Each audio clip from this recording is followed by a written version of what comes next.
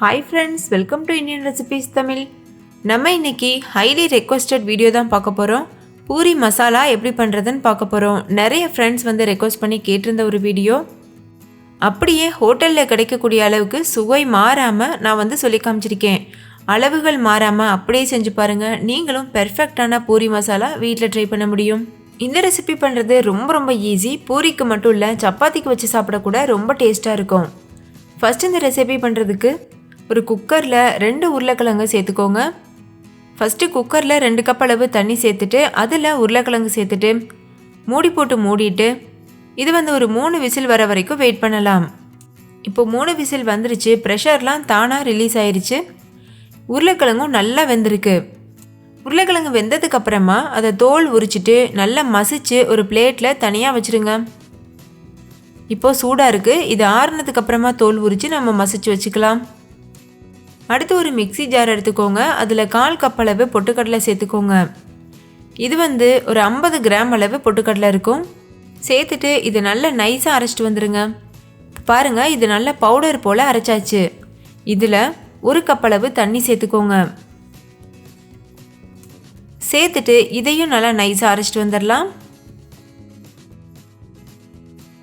இப்போ மறுபடியும் நல்லா அரைச்சாச்சு. இந்த பேஸ்ட் வந்து நம்மளுக்கு ரெசிபி செஞ்சிட்ருக்கும்போது தேவைப்படும். ஸோ இப்போ இது ஒரு உரமாக இருக்கட்டும். இப்போ ஒரு கடாய் சூடுபடுத்திக்கோங்க. அதில் 2 டேபிள் ஸ்பூன் அளவு எண்ணெய் சேர்த்துக்கோங்க. எண்ணெய் நல்லா சூடாகட்டும்.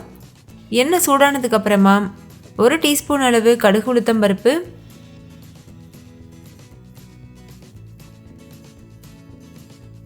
1 டீஸ்பூன் அளவு கடலைப்பருப்பு இதெல்லாம் சேர்த்துட்டு இதை நல்லா பொரிய விடுங்க.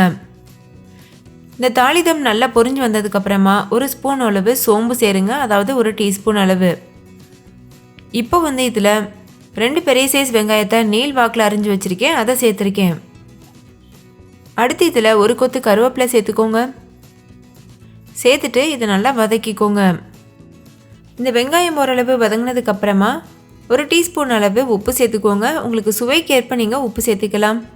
1 டீஸ்பூன் அளவு மஞ்சள் தூள் சேர்த்துருக்கேன். இப்போ இதையும் ஒரு தடவை நல்லா வதக்கிக்கோங்க. அடுத்து இதில் காரத்துக்காக 2-3 பச்சை மிளகாய் சேர்த்துக்கோங்க. சேர்த்துட்டு ஒரு தடவை நல்லா கலந்துக்கோங்க.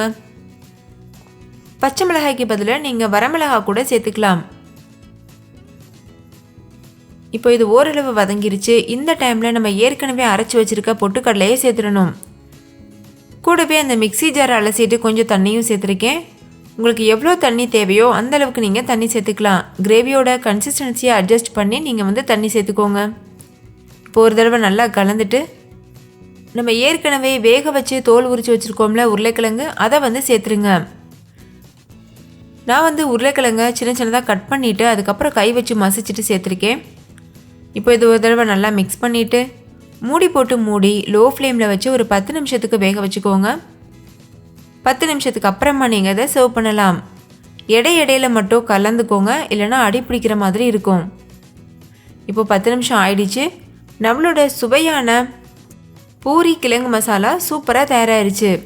ஃப்ரெண்ட்ஸ், கண்டிப்பாக நீங்கள் இதை வீட்டில் ட்ரை பண்ணி பாருங்கள். ட்ரை பண்ணிவிட்டு உங்கள் எக்ஸ்பீரியன்ஸ் எப்படி இருந்ததுன்னு கமெண்ட்லையும் கூட ஷேர் பண்ண மறந்துடாதீங்க. இந்த வீடியோ எல்லாருக்கும் ரொம்ப பிடிச்சிருக்கும்னு நம்புகிறேன். பிடிச்சிருந்தா லைக் பண்ணுங்கள். உங்கள் ஃப்ரெண்ட்ஸ் கூட நிறைய ஷேர் பண்ணுங்கள். ஸோ உங்களை பார்த்து பயன்பெறட்டும். இன்னொரு சூப்பரான ரெசிபியோட நான் உங்களை சந்திக்கிறேன். அதுக்கு முன்னாடி நம்ம சேனல் இந்தியன் ரெசிபீஸ் தமிழை சப்ஸ்கிரைப் செய்யாத நண்பர்கள் சப்ஸ்கிரைப் செய்துக்கோங்க. தேங்க்யூ. பாய்.